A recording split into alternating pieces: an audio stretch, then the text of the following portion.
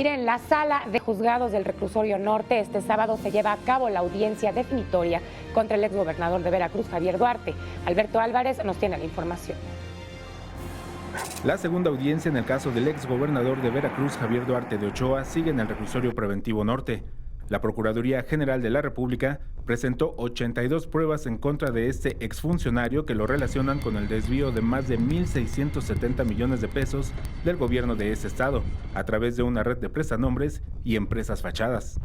En esta segunda audiencia, que se espera se prolongue por más de 12 horas, se decidirá si el exfuncionario permanecerá en el Reclusorio Norte, es trasladado a un penal federal o, en caso de no haber elementos suficientes, puede quedar libre. La defensa de Duarte se dijo confiada de comprobar la inocencia de su cliente. Pues mire, una audiencia que venimos preparados, no podemos ahorita adelantar nada, puesto que no sería lo propio jurídicamente hablando. ¿Sigue insistiendo que su defendido es inocente? Absolutamente sí.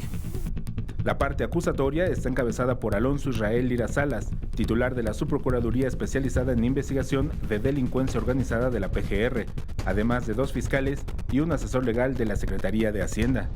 En calidad de testigos fueron convocados a la audiencia Alfonso Ortega López, testigo clave en el caso y a quien se le canceló una orden de aprehensión en su contra a cambio de testificar en contra de Duarte. Marco Antonio del Toro, abogado defensor del exgobernador, se reservó a hacer declaraciones durante los recesos debido a que jurídicamente debe esperar a presentar argumentos en favor de su cliente. Resaltó que el juez de control Gerardo Moreno García decidirá la sanción que corresponda al testigo Alfonso Ortega López, testigo protegido por la PGR que no se presentó a la audiencia.